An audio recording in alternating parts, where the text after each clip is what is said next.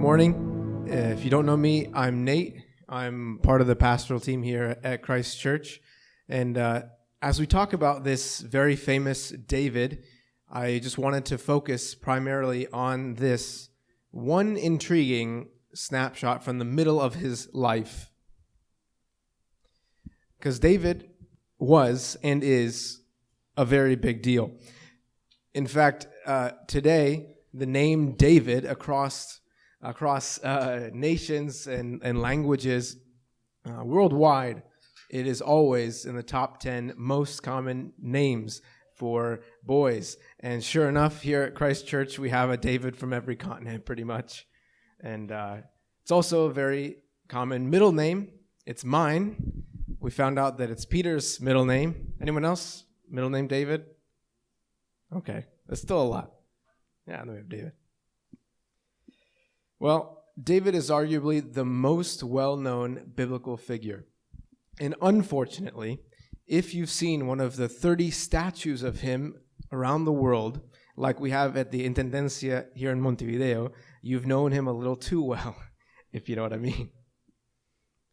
Now, we probably know more about David than any other individual in the Bible, because from the Old Testament books of 1 Samuel, 2 Samuel, 1 Kings, 1 Chronicles, we see him from a humble shepherd boy, then to a giant slayer and warrior, and then a fugitive and king.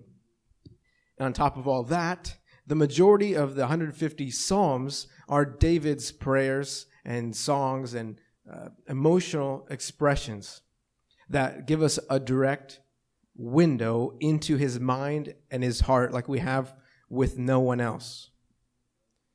Most significantly, of all the people on the path to Christ, David was probably the most obvious arrow pointing to the Messiah, or the most talked about in anticipation of this Savior. Because the Old Testament proclaimed this Messiah would be the new David, the ultimate shepherd king. Born in the town of David, Bethlehem, he'd be the son of David, or the descendant of David. So son of David ended up being one of the most common ways of referring to this Messiah. And nearly 20 times in the New Testament, someone called Jesus that. They'd ask, "Are you the son of David to be born in Bethlehem?" And yet, mysteriously, at the same time, the prophecies said he would be from eternity past, coming from heaven, the Son of God. But out of the million things we could talk about when it comes to David, I wanted to center on this one episode that we just read, when David was the king of Israel. But David was not always royalty. When we first meet him, he is this lowly shepherd boy, and lowly even in his own family. I say that because when the most famous guy in the country, Samuel, who John talked about last week, when he came to his town, specifically to visit his family, David's dad didn't even invite him. See, after the current king Saul had rebelled against God, God sent Samuel to Bethlehem in the tribe of Judah to this family of a guy named Jesse. And Samuel was supposed to anoint one of his sons the new king. The man after God's own heart, as God referred to him. Now, God didn't tell Samuel exactly which son it was going to be. So Samuel went through David's 7 strong older brothers, and God said, "Nope, none of these." So when Samuel asked Jesse if he had any more sons, Jesse was like, "Oh, yeah. I mean, there's little David, but he's out in the pasture tending the sheep." That's kind of crazy to me. Like when Jesse was asked to bring all of his sons to the table for Samuel to meet them, David wasn't even on his radar. It's almost as if he didn't count as a son worthy of being with this ruler of Israel? And Samuel said, bring him into the house. We will not sit down at the table until he arrives. And God told him, this is the one. Anoint him king.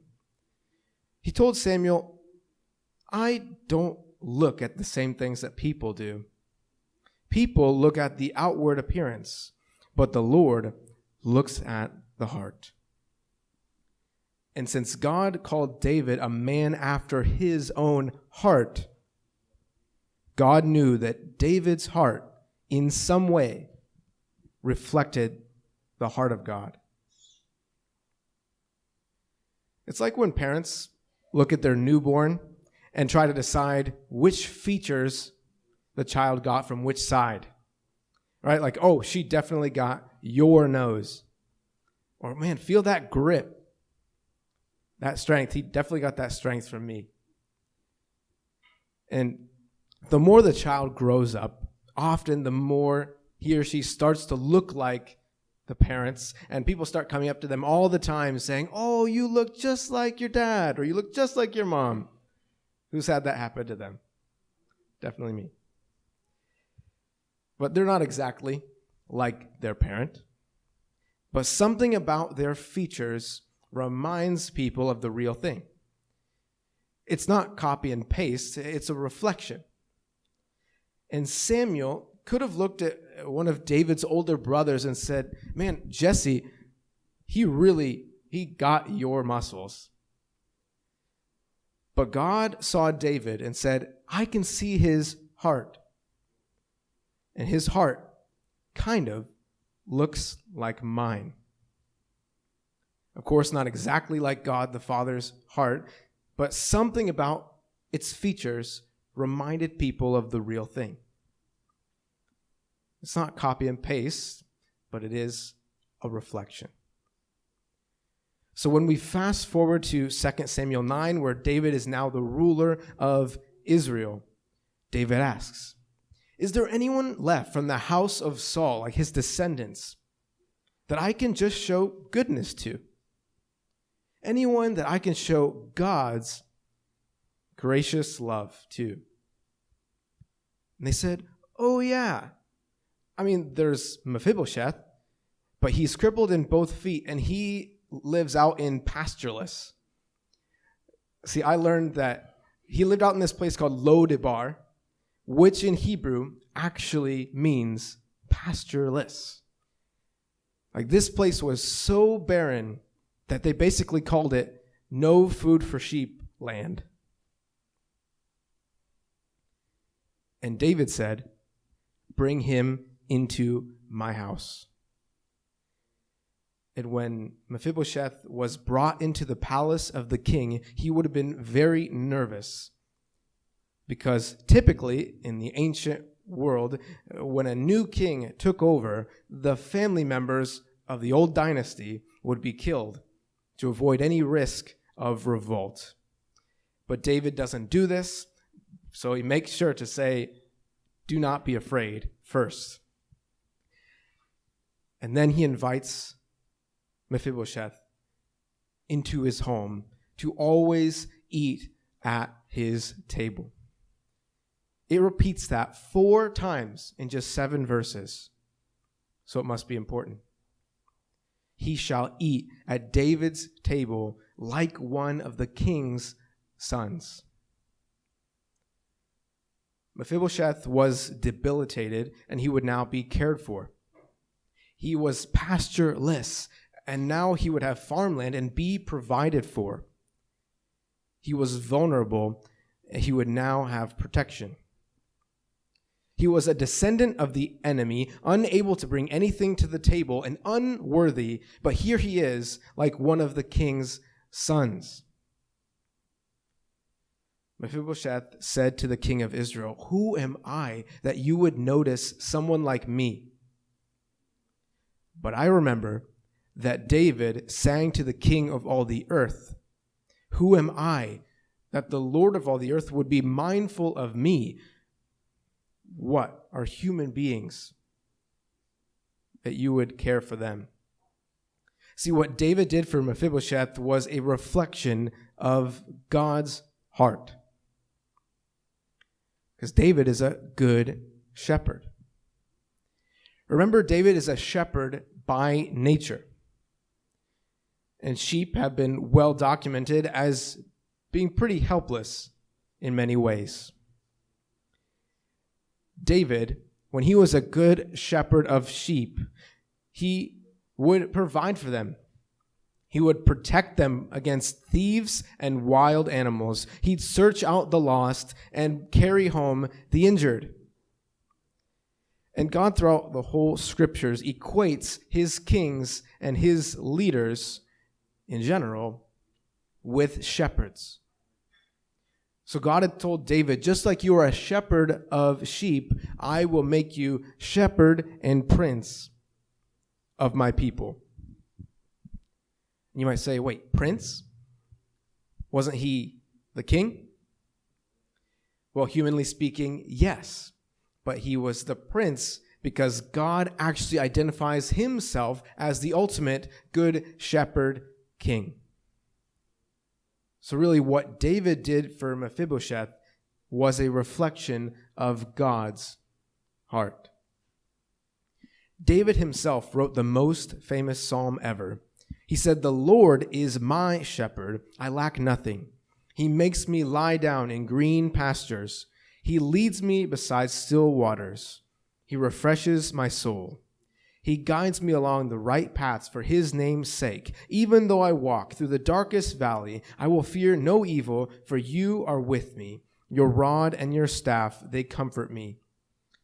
You prepare a table before me in the presence of my enemies. You anoint my head with oil. My cup overflows. Surely goodness and love will follow me all the days of my life, and I will dwell in the house of God forever." Does that sound familiar? Like the sheep in this psalm, David brought Mephibosheth from pastureless to green pastures, literally. In his debilitation and vulnerability, David refreshed his soul with the comfort of protection. And the most amazing part, this sheep in the psalm gets invited to the table of the shepherd king in the house of the Lord, where his cup overflows with his love and his goodness.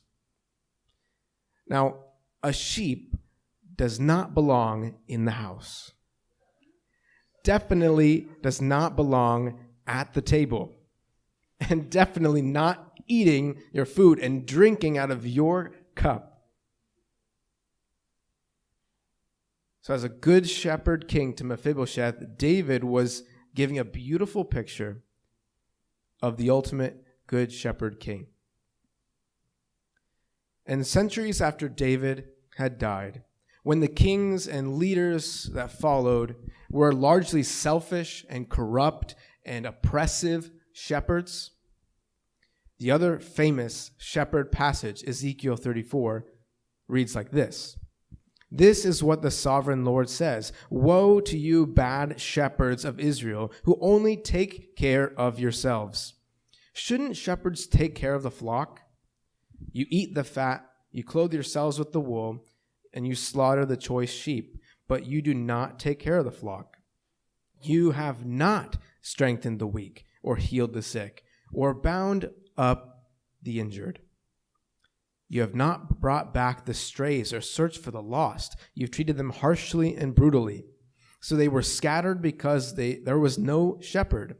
And when they were scattered, they became food for wild animals. My sheep wandered all over the mountains on every high hill, and no one searched for them or looked for them." So, God says, "I myself will search for my sheep and look after them. As a good shepherd looks after his scattered flock when he's with them, so will I look after my sheep. I will rescue them from the nations and gather them from the countries. They will lie down in good grazing land, and there they will feed in a rich pasture on the mountains of Israel. I myself will tend my sheep and have them lie down, declares the sovereign Lord. I will search for the lost and bring back the strays. I will bind up the injured and strengthen the weak. And in another passage, we get this image of God, the Good Shepherd, actually carrying the weak lambs in his arms. Sound familiar? David searched for the stray, lost Mephibosheth, who was injured. David strengthened him in his weakness, made sure he was provided for, and gave him protection in his vulnerability. He brought him home to eat at his table, the table of the shepherd king. David, the man after God's own heart, was reflecting the heart of God. Not only that, but in that Ezekiel passage, God went on to say this. Now remember, David had been dead for 100 years, hundreds of years actually. He says, I will place over them one shepherd, my servant David, and he will tend them. He will tend them and be their shepherd. I, the Lord, will be their God, and my servant David will be prince among them. So God said, I myself will tend my sheep and be their shepherd. But then right after he says, David will tend them and be their shepherd. In other words, the new David, the one descendant or son of David, the Messiah, would be God's ultimate good shepherd and prince. And Jesus identified himself as this son of David and God himself. So David gave a foreshadowing picture of the culmination of God's heart for humanity, this son of David / son of God who would come for you and me. But this all sounds pretty nice. Looks pretty good for David. But from the Mephibosheth story in 2 Samuel 9, turn the page. Literally on the next page in my Bible, this David, the man after God's own heart, when his army was out to war, famously had an affair with the wife of one of his soldiers. Her name was Bathsheba. And he arranged for the husband to be killed in battle. So much for reflecting the heart of God. So much for being the good shepherd king, representing the ultimate good shepherd king. And when God sent the prophet Nathan to confront David about this sin, his approach wasn't to go in and call him out directly. Instead, Nathan started by telling him a story. And I want you to notice something curious. In light of what we've been talking about, listen to the details of what he told David. He said, there were two men in a town. One was rich and one was poor. The rich man had a very large number of sheep, but the poor man had nothing except one little ewe lamb that he bought. He raised it, and it grew up with him and his children. It shared his food, drank from his cup, and even slept in his arms. It was like a daughter to him. Nathan said that the rich man, when he needed to have a sheep to feed his guest, instead of using one of his, he stole that one lamb from the poor man, killed it, and fed it to his guest. Now David, in his good shepherd king heart, naturally burned with anger against this man, and he demanded that he be punished. This David, who as a shepherd boy defended his flock against thieves and wild animals. This David, who as king, sought out the poor, injured Mephibosheth, brought him into his house alongside his own children to eat and drink at his table like a son of his. This David's heart burned with righteous anger against the thief who would steal this lamb and the animal that would kill it. But Nathan said, David, you are that man.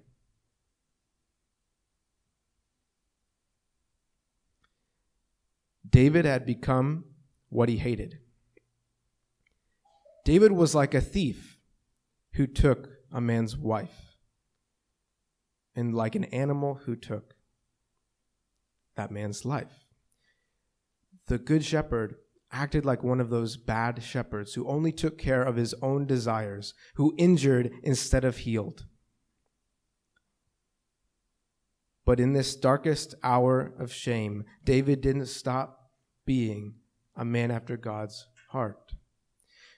See, in response to Nathan's confrontation, David's heart became broken and repentant as he asked God for forgiveness. See, God will not reject a heart that is broken and repentant. So David prayed, create in me a clean heart and restore my soul.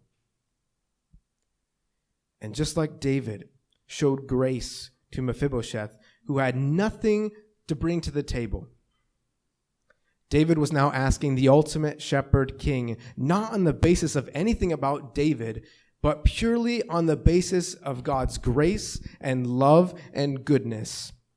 He said, have mercy on me, O God, according to your unfailing love, according to your great compassion, blot out my offenses. He had nothing to bring to the table except a broken, repentant heart. And remember, God, who looks at the heart, saw David's heart of brokenness and repentance and forgave him.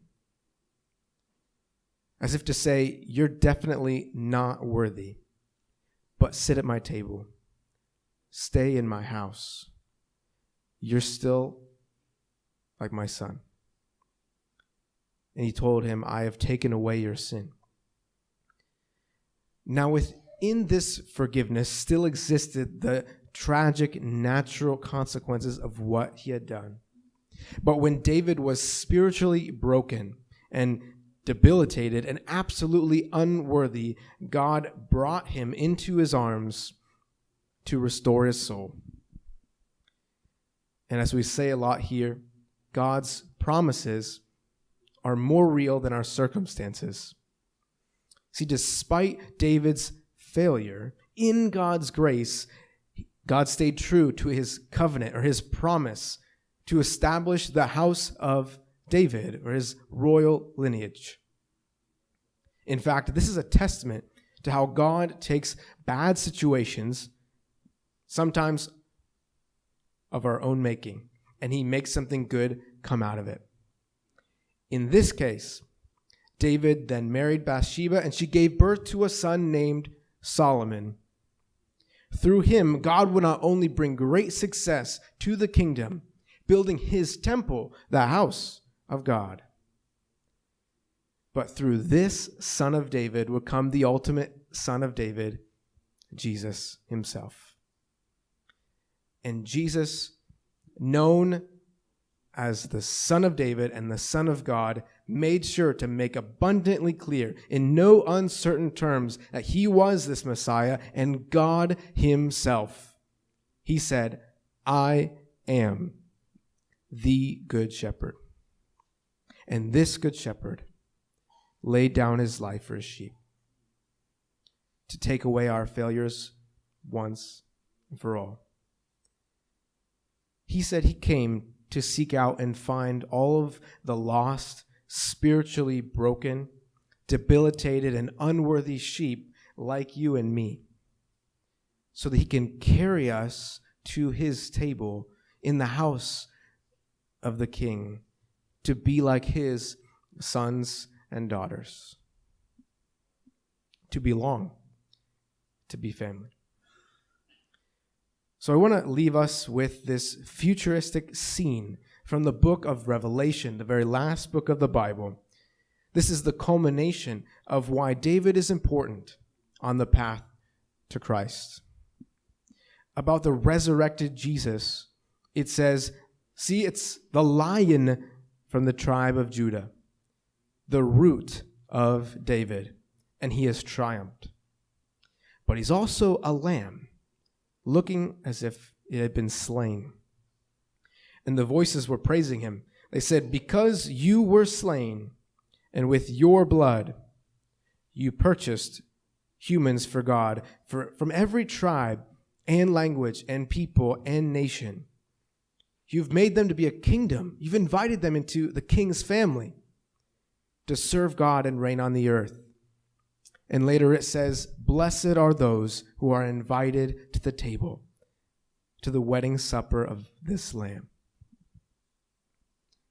So if you look around in this room, you'll see a mini picture of that day to come.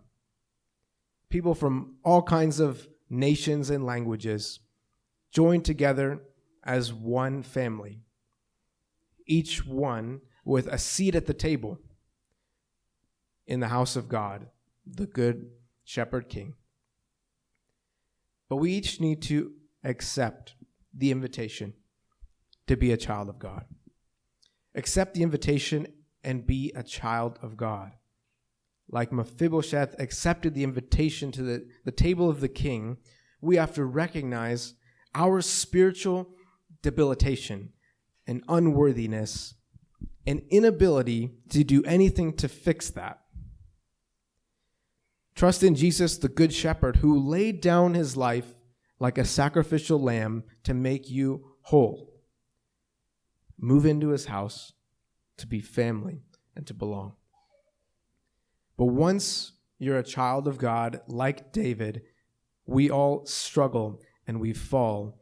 So as believers, we're invited to continually acknowledge our failure and be forgiven. To acknowledge our failure with him and be forgiven. Because remember, God will not turn away a broken and repentant heart. In fact, purely on the basis of his graciously loving sacrifice, he is faithful and just to forgive us and cleanse us from all unrighteousness when we confess our failures to him. And finally, I want to encourage all of us to ask, who can I show grace to and be a blessing? Ask, who can I show grace to and be a blessing like David did? See, we reflect God's heart when we intentionally seek out people to show his grace, love, and goodness to, in practical and tangible ways. So let's take care of the most vulnerable and even the mean people who we consider unworthy of our kindness, because that's actually exactly what grace is.